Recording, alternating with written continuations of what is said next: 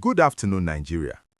We have some serious developments coming from the corridors of power, and it involves a man who once held one of the most powerful positions in this country. Abubakar Malami, the former Attorney General of the Federation, is making some very bold allegations against the Economic and Financial Crimes Commission, and what he is saying has gotten a lot of people talking across the nation. According to reports that surfaced recently, Malami is claiming that the EFCC is refusing to honor a court order that granted him bail, and this is raising serious questions about the rule of law and how our institutions are operating in this current administration.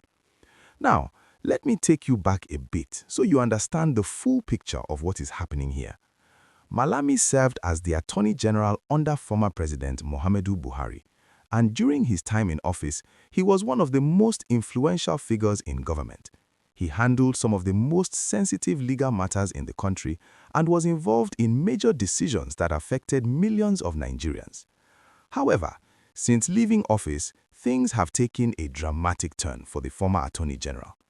The EFCC has been investigating him over allegations of corruption and financial misconduct during his tenure, and these investigations have led to some very serious charges being brought against him. The Anti-Graft Agency has been looking into various transactions and acquisitions that Malami allegedly made while he was in office, and they believe that some of these dealings were not above board. He was arrested and charged to court, and this is where the current controversy begins to unfold in a way that has captured the attention of legal experts and ordinary Nigerians alike. According to the reports, Malami approached the court and applied for bail, which is a standard legal procedure for anyone who has been charged with a crime and is awaiting trial. The court considered his application and granted him bail under certain conditions.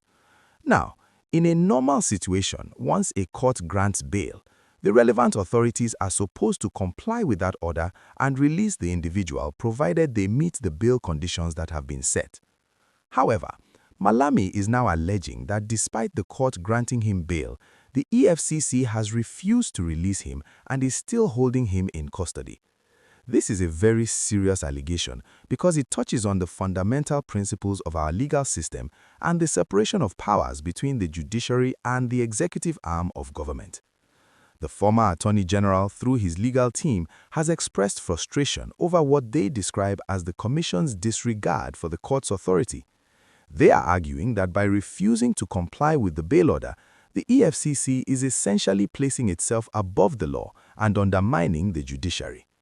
This kind of situation creates a very troubling precedent because if law enforcement agencies can simply ignore court orders whenever they feel like it, then what is the point of having a judicial system in the first place?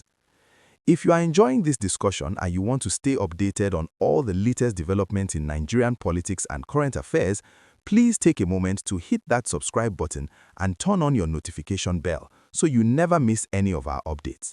Your support really helps us continue bringing you quality content every single day. Legal experts who have been following this case closely have pointed out that if the allegations made by Malami are true, then the EFCC could be held in contempt of court.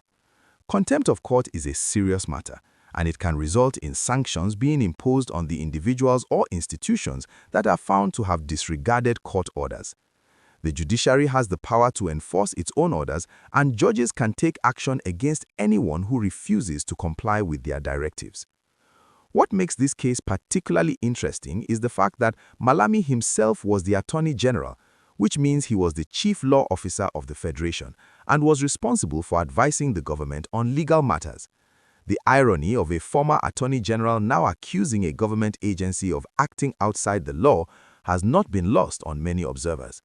Some people see this as poetic justice, especially those who criticized Malami when he was in office for some of the legal positions he took on various national issues.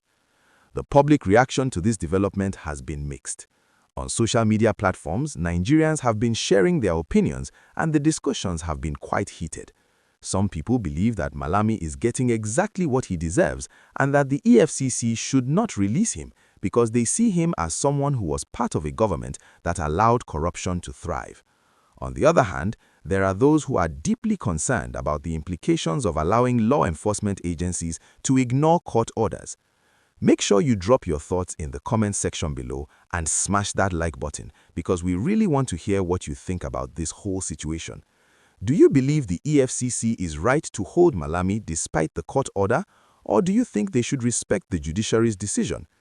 Some political analysts have suggested that this case could become a defining moment for the current administration's approach to the rule of law. President Tinubu has repeatedly stated his commitment to fighting corruption while also respecting democratic institutions and the separation of powers.